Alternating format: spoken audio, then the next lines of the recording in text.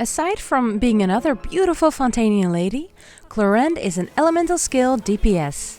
Once you decide to use her skill, she goes into a phase I like to call her her freedom mode. Yeah, that's much better, I guess.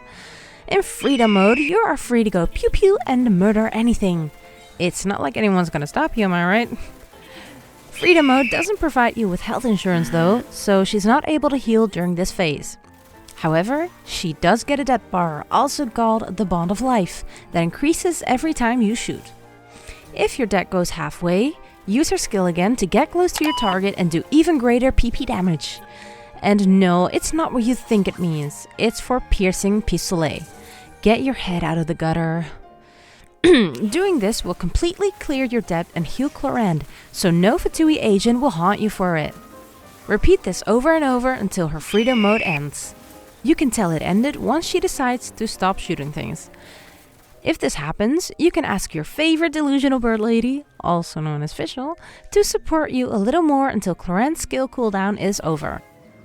If you decide to bring your healer anyways, cause let's face it, you're too poor to pay for insurance or have skill issue with dodging, the debt in your Bond of Life goes up faster.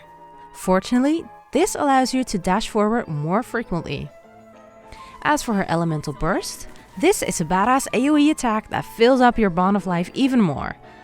The best rotation would be to swap in with her burst, and then, after going to freedom mode, use her skill to immediately pay off her debt and do big PP damage. I know how that sounded, I'm sorry. Weapons can be any of the 5-star crit swords. If you do not own any of these, use the forgeable sword and Fontaine. As for her artifacts, a 4-piece set of either harmonic, thundering, or even gladiator works well on her. However, in desperate times, you can also combine these in a 2-piece combination.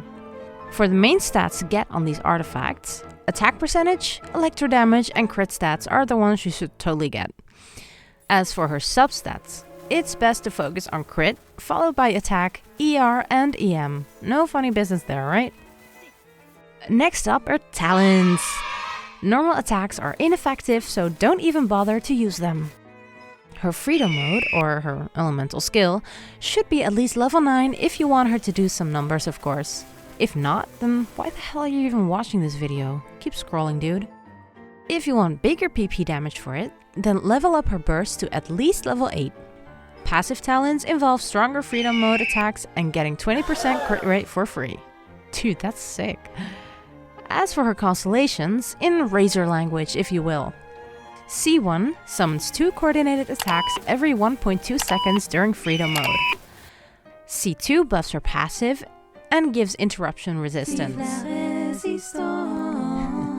C3, freedom mode gets stronger. Seems pretty obvious, right? Level goes up.